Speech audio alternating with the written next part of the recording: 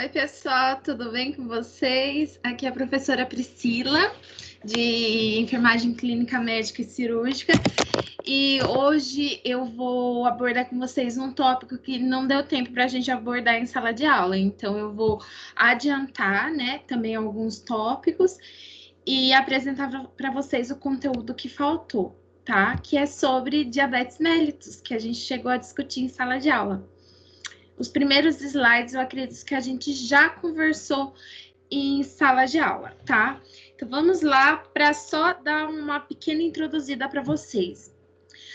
A glicose, ela é um tipo de açúcar que é transportado pela corrente sanguínea e usado pelo nosso corpo como uma fonte de energia. A gente vai equivaler aqui a glicose ao carboidrato, tá? E aí, o que a gente tem?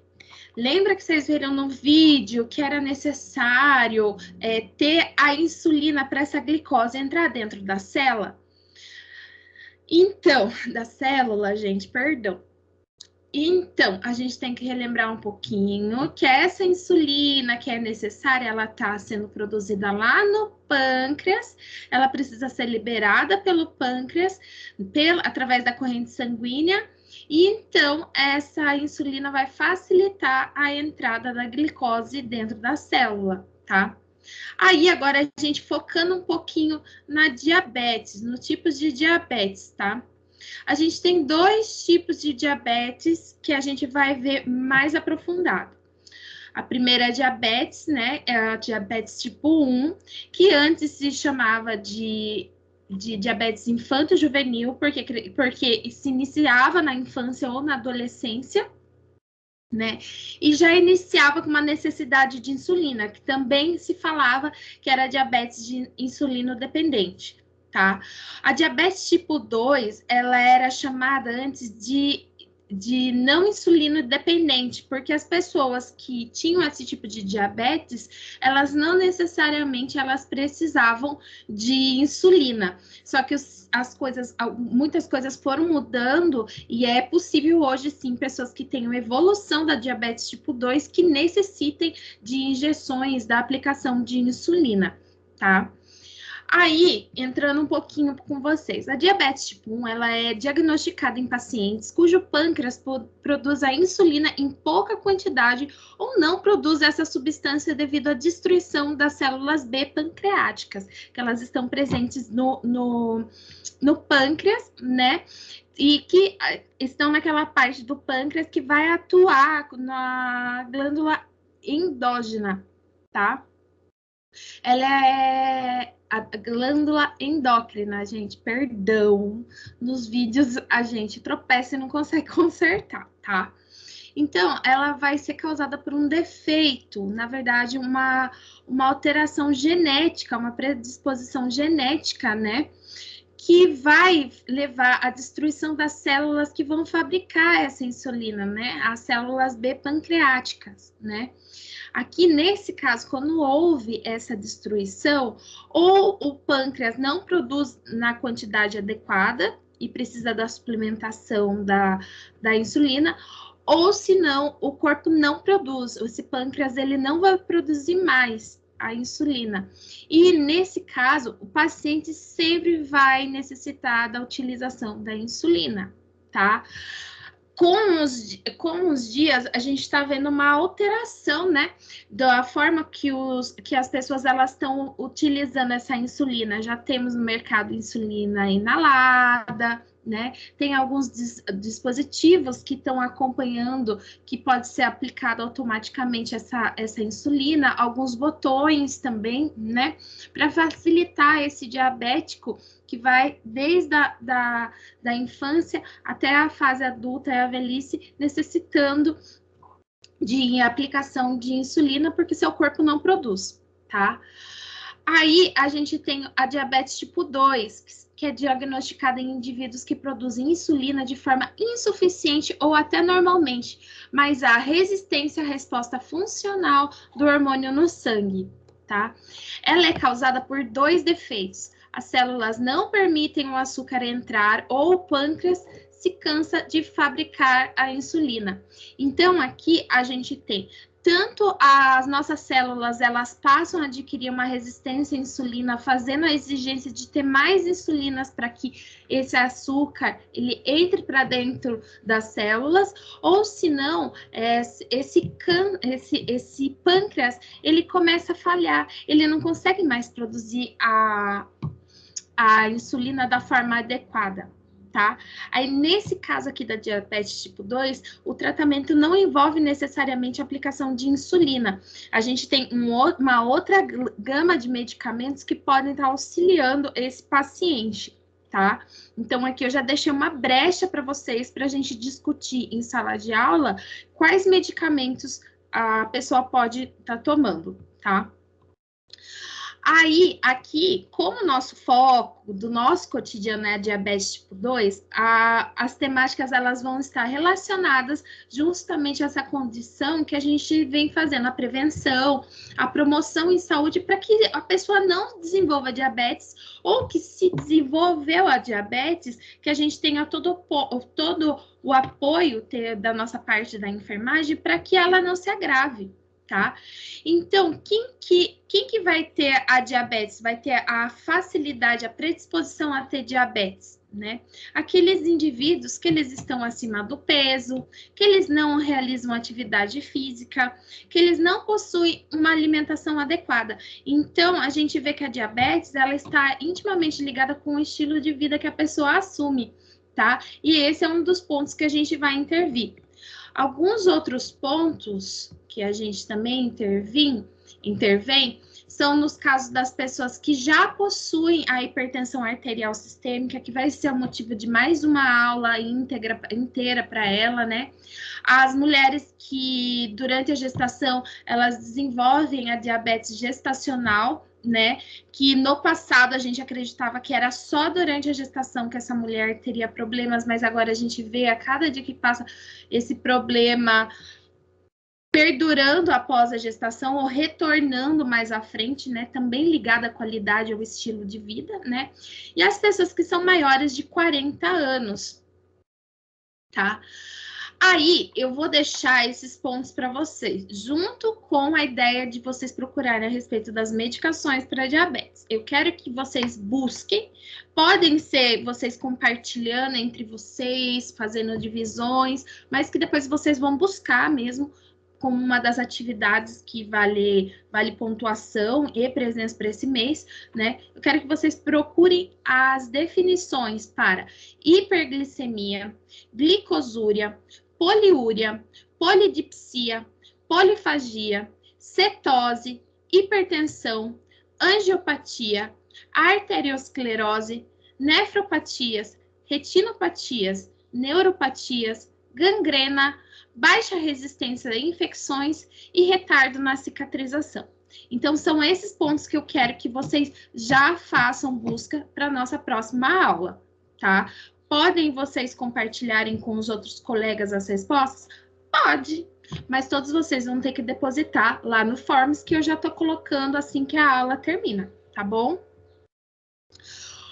O paciente apresentou mal-estar e tontura na fila, né? Que foi uma das histórias que a gente abordou, né? No nosso estudo de caso presencialmente, né? Ó, são sinais de diabetes quando a gente começa a ver ainda na glicemia capilar, e a gente já vai abordar o que é esse exame, né? Quando a pessoa é testado naquele momento, né? E tá com o resultado da glicemia capilar acima de 200 miligramas por DL, tá? Outro ponto que a gente já começa a dar o sinal, o start para diabetes, é quando essa pessoa apresenta os sinais clássicos, que são de poliúria, polidipsia e polifagia, tá?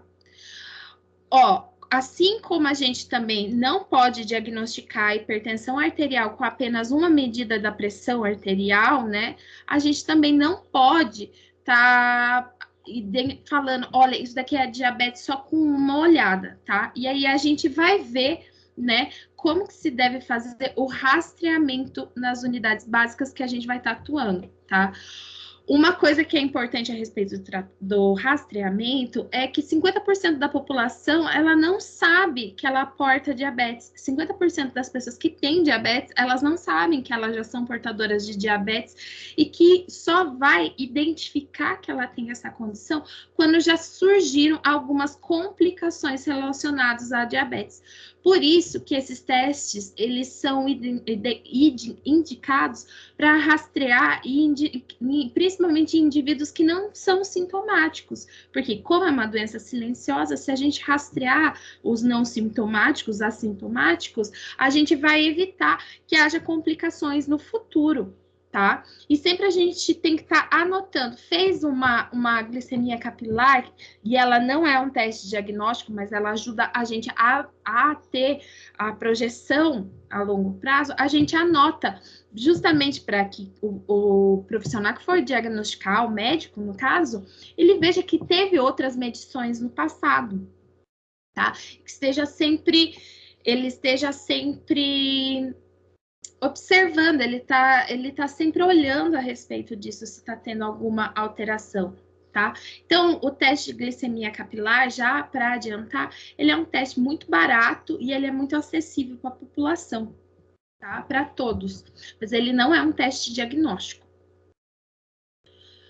Aí, alguns fatores que são indicativos de diabetes, né? Que são as pessoas que possuem maior risco para o desenvolvimento de diabetes. São as pessoas que elas apresentam 45 anos ou mais, apresentam sobrepeso, né? E aí, quando faz a comparação da altura com a pesagem, né? O índice de massa corporal, elas apresentam um IMC superior a 25. Obesidade central, que significa aquela obesidade que a gente observa a cintura abdominal, que nos conta muito, né? No caso, 102 para homens e para mulheres são 88 centímetros, tá? Considerando a altura das cristas ilíacas, que é aqui mais embaixo, tá? E a presença de antecedentes familiares com diabetes, tá?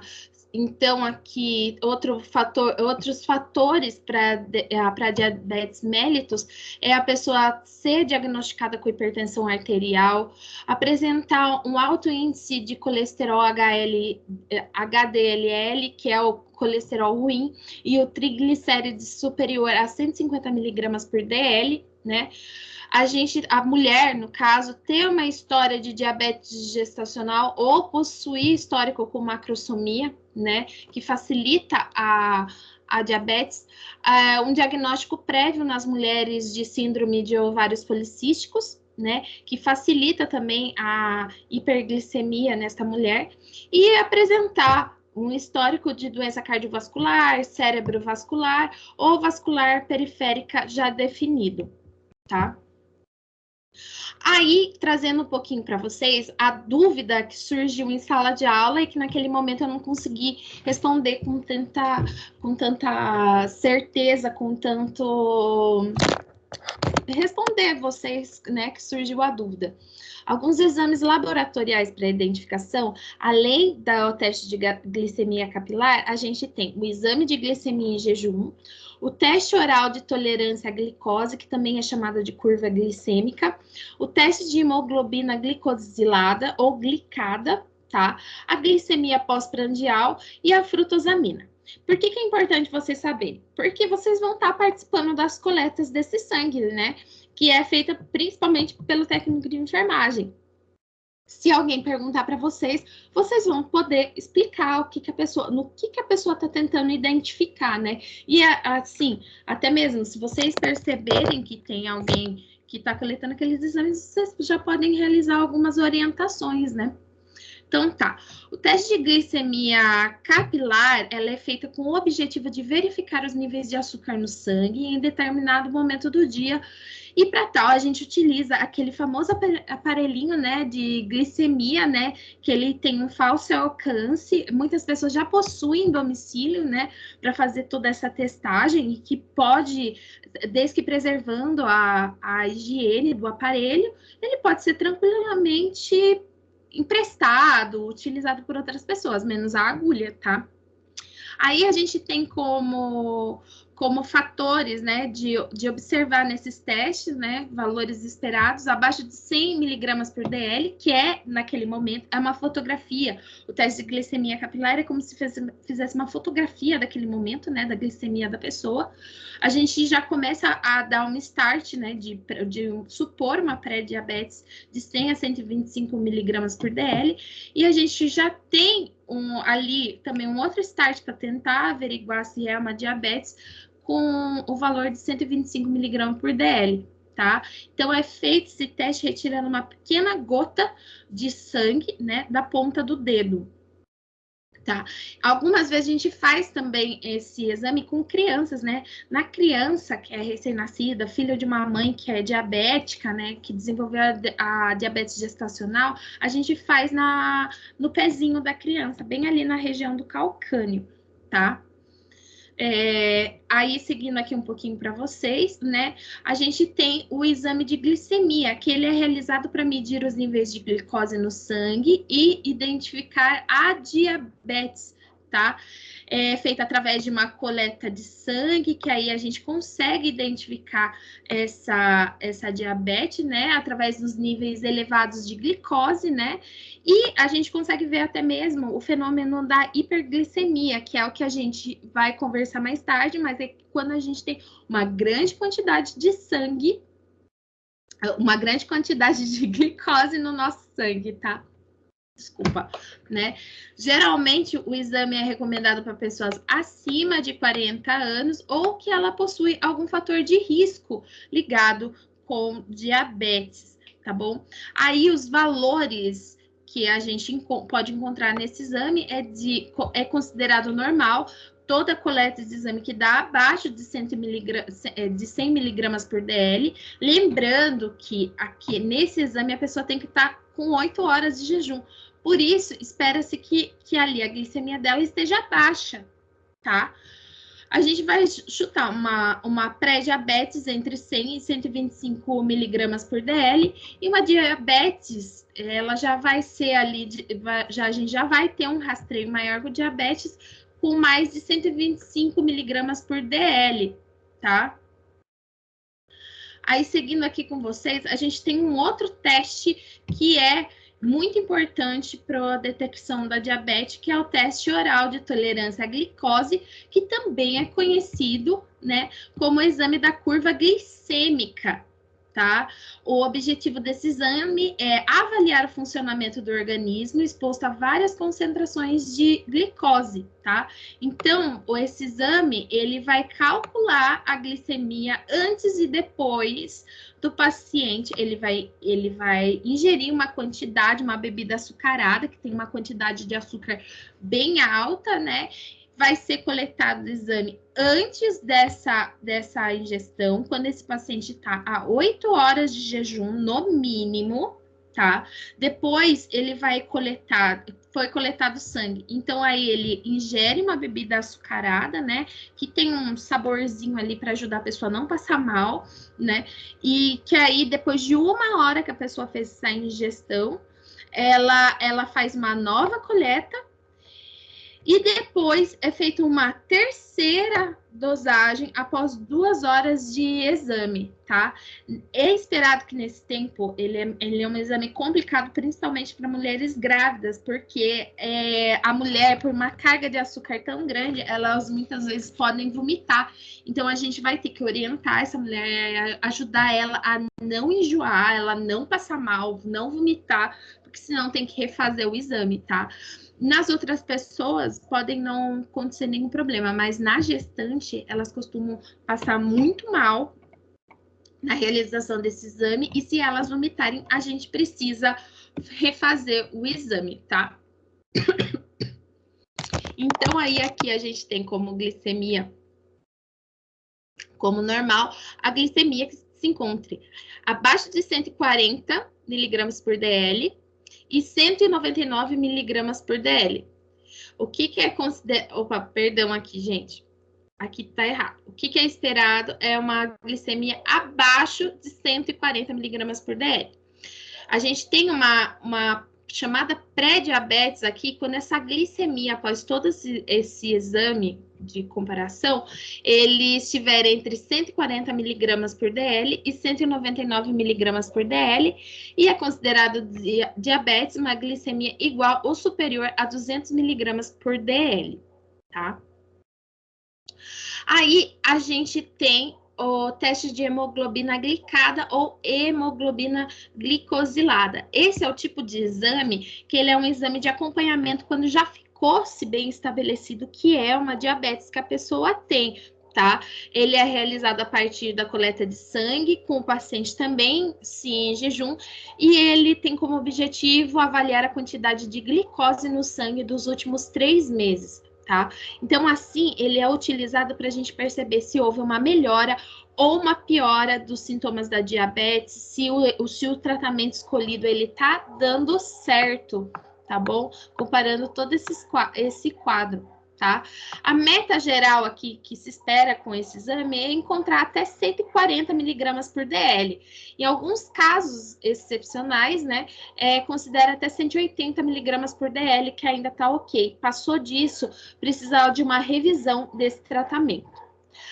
Um dos outros exames que a gente não vê com muita frequência, mas que pode ser pedido também como de acompanhamento, é a frutosamina, que ele vai medir os exames de glicação da albumina, que é uma proteína que ela está presente no nosso sangue, né? E que a partir da avaliação dessa proteína, né, a gente pode conferir como que está o controle glicêmico dessa pessoa, tá?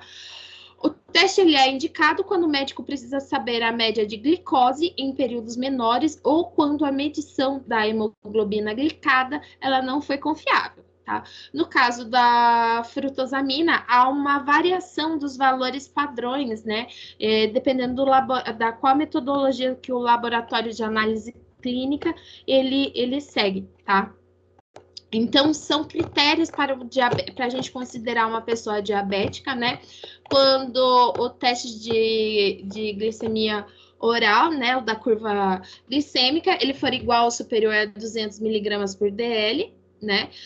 Quando os exames, a gente faz 2 vezes os exames de glicemia em jejum e ele se encontra a 126 miligramas por DL, né, confirmando logo em seguida, ou quando a glicemia casual feita por o teste capilar, né, ela é maior que 200 miligramas por DL, sobre a avaliação daquela condição, mas aqui o pulo do gato, que é utilizado para dar esse diagnóstico, é quando a pessoa está apresentando aqueles sintomas clássicos. Mas como assim, professora? Então, o médico ele vai dar o diagnóstico em cima já da teste de glicemia? Se a pessoa ela chegar para a gente com 200 miligramas por DL, junto com isso, ele teve todos os sintomas juntos, o médico ele vai começar a fazer tratamento como diabetes mellitus, tá? Considerando. E vai fazer todos esses outros exames. Então, não é um corte fechado. Pode ser que tenha alguma coisa ali naquele momento, pode, o médico vai avaliar, mas já com esses resultados, ele já tem um indicativo que ele precisa fazer a intervenção na hora, ele não pode esperar que saia resultados de exame, ele encontra a pessoa, porque senão a gente já pode ter uma lesão dos órgãos-alvo, tá? Coração, rins, tá? O cérebro, tá? Todas as complicações que a gente já vai abordar, a gente já conversou em sala de aula. Esse tópico aqui eu trouxe para vocês, né? Lembrando com vocês que eu já tô pedindo para vocês ir correr atrás individualmente procurarem, né? O que a gente vai ter como sintomas clássicos das diabetes e por isso vocês precisam fazer essa busca, tá? A poliúria, a polifagia, a polidipsia e a perda de peso não explicada. Por que essa perda de peso? Porque a gente não está entrando para dentro da célula a quantidade de açúcar para que se produza energia, tá? E aí a pessoa passa a perder peso mesmo. E aí a gente precisa ver o que está acontecendo, tá? É uma das curiosidades que a gente tem, mesmo que o paciente, ele tende a uma obesidade, mas ele está perdendo peso também. E a gente precisa investigar por que ele está perdendo esse peso, tá? Uma das condições de agravantes, e por isso que a gente tem que fazer a equipe, toda a equipe multidisciplinar, ela tem que já fazer as intervenções adequadas, é para a gente evitar esse quadro aqui, a da cetoacidose. Esse quadro da cetoacidose diabética, ela é uma emergência metabólica, que é muito grave e é causada pela deficiência extrema e prolongada da insulina. Então, a ausência da insulina, de forma tão rigorosa que a gente precisa intervir, ela vai levar a uma série de sintomas nessa pessoa, como a fraqueza, porque falta energia para essa pessoa se movimentar, a letargia, por conta da falta de energia também chegando nas células nervosas, a sonolência, a náusea, poliúria, a polidipsia, o hálito cetoso da pessoa, porque há uma mudança de hálito aqui nela, né? Que a gente tem como essa característica, né? Que é aquela sensação, né, de um odor de fruta passada, que a fruta passou, ele já está apodrecendo, né, e é um hálito ruim. Uma respiração acidótica, que é conhecida aquela respiração rápida e profunda, porque toda essa alteração metabólica que está acontecendo na pessoa, ela está levando a uma respiração acidótica também. Tá? A desidratação, né? E que aqui pode, em grande quantidade, e se essa cetoacidose se agravar muito, pode levar a um choque hipovolêmico, né? Pela falta de líquidos que o corpo dessa pessoa vai sentir e ela não vai progredir. A sede, a pele quente e seca, tá? Os casos mais graves, elas podem evoluir para um coma e com certeza, né, pode levar a um choque, né, e a morte do indivíduo se a gente não trabalhar com ela, tá? Essa condição da cetoacidose, ela é muito comum com pessoas que são diabéticas tipo 1, tá? Ela deveria ser rara nos diabéticos tipo 2, mas o que a gente está vendo, né, com os não cuidados com o paciente tipo 2, com o diabético tipo 2, é que muitos diabéticos tipo 2, eles podem ter essa situação agravada, tá? É uma situação que precisa de reposição urgente de líquidos e eletrólitos, né, e também a infusão de insulina, tá? No nosso cotidiano, a gente vai encontrar muitos pacientes que são diabéticos e que eles vão conviver com a patologia, com essa doença. Por isso, além de como a gente aplicar, a gente precisa estar sempre reforçando com eles, né, algumas orientações sobre a aplicação da insulina, tá? Olha, gente, são locais para a aplicação da insulina, lembrando que a insulina mais comum que a gente tem, né, as mais comuns que a gente tem, elas são aplicadas via subcutânea, né? Então a gente precisa encontrar locais que tem gordurinha, por assim dizer, né? Do tecido subcutâneo, ele é bastante avantajado, né? E a gente vai encontrar nos braços, né, na parte externa superior, nas coxas, na parte anterior e lateral dessa coxa, tá? Na região abdominal, como vocês estão vendo aqui na imagem, e na região glútea, tá? Como que se deve ser aplicada a insulina e que a gente tem que orientar as pessoas? Elas devem lavar bem as mãos com água e sabão, limpar a tampa do frasco com algodão e álcool, né? Rolar os frascos na mão para que se misture muito bem a insulina. A gente não orienta ou chacoalhar esse frasco para que não haja a ruptura dessas moléculas, né? Retirar a capa da agulha sem encostar no dedo para que a gente não contamine, né, essa agulha, né? E puxar o êmbolo da seringa até a marca da quantidade da insulina que ela vai ser utilizada, tá? É injetado o ar dentro do frasco, que vai permitir que a insulina seja facilmente retirada desse frasco, né? A gente tem que virar o frasco e a seringa para baixo, puxar o êmbolo lentamente para aspirar a insulina dentro da seringa, verificar se existem bolhas de ar, né? Bater o dedo na seringa justamente para a gente retirar essa bolha de ar, né? E injetar a insulina, que é extra, que veio extra nessa puxada, de volta no frasco, né? Retirar a dose que a pessoa vai utilizar, tá? Outro problema que a gente tem muito grave com o paciente diabético, né, é justamente a ocorrência das feridas relacionadas com o pé diabético, tá?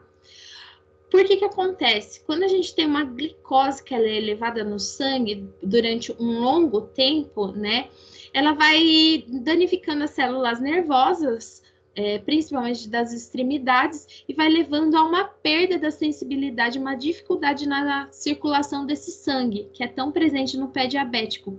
Tudo isso é uma complicação. E quando a pessoa, além disso, ela perdendo essa sensibilidade, ela machuca esse pé, ela não vai perceber rapidamente que houve essa perda de sensibilidade, né? Ela não tá percebendo que houve essa perda de sensibilidade, uma dificuldade na circulação desse sangue dos pés. E aí, esse diabético, ele não vai perceber quando ele se machucou, quando ele teve alguma queimadura, algum corte, um machucado, e que vai facilitar a presença da infecção. Ali, instalando a infecção, a gente vai ter uma verdadeira bola de neve, né? Que a pessoa não está percebendo, ela instalou uma infecção e que vai ser o prato cheio para essa infecção ela piorar a situação desse pé, tá? Então, toda pessoa com diagnóstico de diabetes tem que ser cuidada nos pés. E aí a gente orienta e reforça sempre para que essa pessoa não fume, porque a nicotina, as diversas substâncias que estão presentes no cigarro, ela piora a situação, tá? Ela ajuda a atrapalhar na vascularização dessa pessoa e facilitar a ocorrência de tanto da perda da sensibilidade quanto aos machucados, né? A demora do nosso sistema em batalhar em se recompor essa pele. O pé desse sujeito, da pessoa com diabetes, ela precisa ser examinada diariamente, né? E nesse caso, a gente também está orientando para que os familiares tenham cuidado com o pé desse diabético para ajudar essa pessoa a não ter agravos, né? Para inspecionar esse pé diariamente direito, né?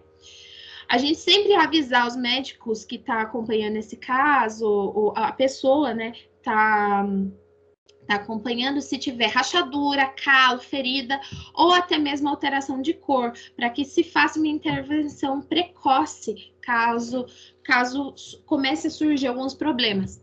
O paciente é orientado a sempre calçar meias limpas, de preferência meias de algodão, né, para que não machuque essa pessoa e que também não entre em contato com micro-organismos, né, se essa pele ela se lesar, tá? Calçar apenas sapatos que não apertem, de preferência sapatos macios, não usar sapatos sem meias, que também pode danificar, pode machucar o pé dessa pessoa, e evitar usar chinelo de dedo, tá? Que vai expor esse pé e vai facilitar que ele se machuque, tá? Todos os sapatos novos, eles devem ser usados aos poucos, porque sapatos novos, eles são mais rígidos, e nessa pode fazer a pessoa machucar esse pé, né? Buscar comprar sapatos de preferência no final do dia, porque no final do dia esse pé ele pode estar mais inchado. Aí, quando a gente vai escolher esse sapato, a gente vai optar por algum número que se mostre um pouco mais confortável e alaceia esse sapato, né? Nunca andar descalço mesmo em casa, e essa é uma condição difícil, porque muita gente é acostumada a ficar descalço na casa, e esse é o momento que não, você não pode, porque pode facilitar que você tenha um machucado, tá? Aí, seguindo aqui com vocês, a gente tem que orientar os pacientes a lavar os pés diariamente com água e sabão, evitar água muito quente, que pode proporcionar queimadura e a pessoa não percebe, tá? Tem que secar muito bem o pé, principalmente entre os dedos, porque senão pode haver uma maceração e facilitar a abertura dessa pele, e aí a gente vai ter alguns problemas também, né? Após lavar os pés, usar o hidratante, porém não aplicar entre os dedos, porque senão também pode acontecer o excesso de umidade, né? Desidratação também pode proporcionar a rachadura daquela pele, né?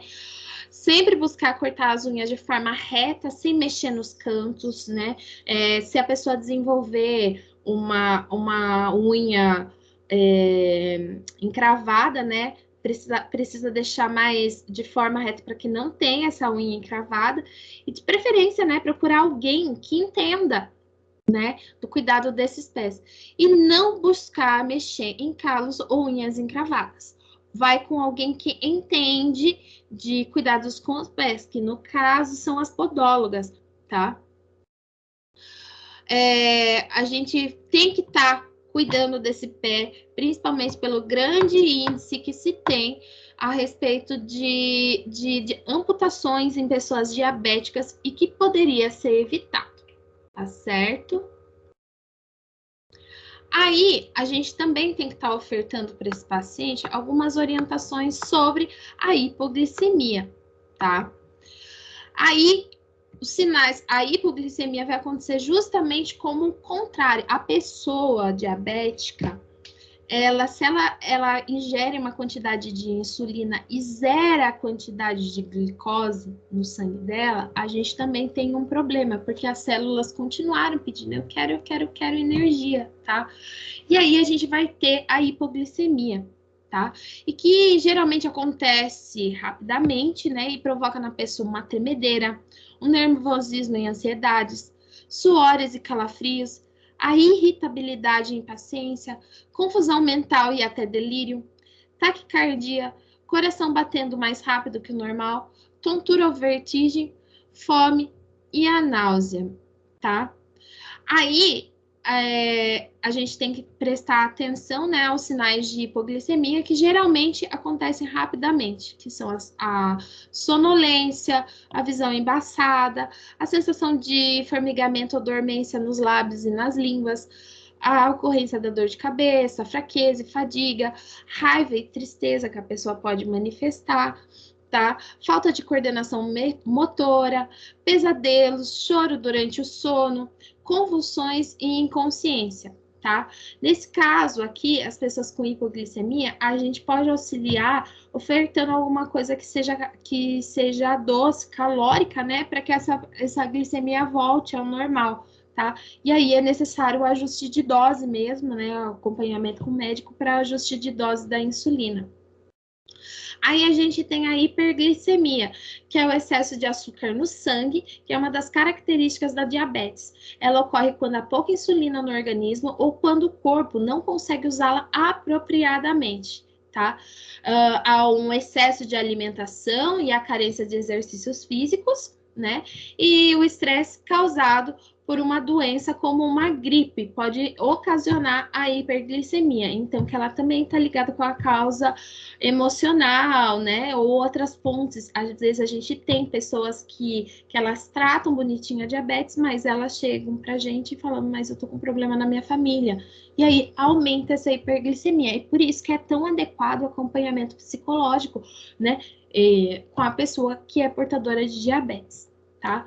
Aí, sinais e sintomas de hiperglicemia: a boca seca, sede, muita urina, que vai ocasionar uma desidratação, a fome, o cansaço, a dor de cabeça, o enjoo, a sonolência e a dificuldade para respirar, tá? Aí, aqui um pouquinho sobre as orientações que a gente sempre tem que estar reforçando com os pacientes, né? Que volta e meia tá ligado à orientação nutricional, né? E que vai exigir uma mudança do estilo de vida da pessoa, tá? Muitas vezes a pessoa que chega diabético tipo 2 pra gente, a gente já não vai iniciar com uma medicação, e sim vai estar relacionada com a mudança do estilo de vida dessa pessoa, tá? Com um acompanhamento nutricional e psicológico junto, tá? Então, quanto à orientação nutricional, nós devemos fazer algumas orientações, tá?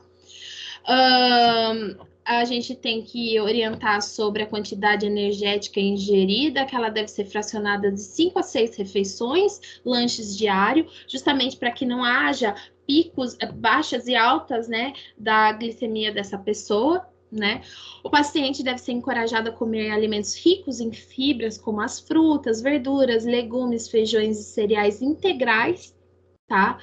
A ingestão diária deve conter no máximo 30% de gorduras, então há também uma mudança, né, do consumo de gordura. A ingestão diária de carboidratos deve dar preferência a carboidratos complexos, né, e não carboidratos simples. Aqueles carboidratos que são muito cheios de açúcar, né, que viram açúcar muito fácil, né, doces no geral, que é utilizado o nosso conhecido açúcar branco, tá? Alimentos com carboidratos simples, né? Farinha branca, arroz, né? O arroz branco. A gente sempre tem que dar preferência a alimentos integrais, né?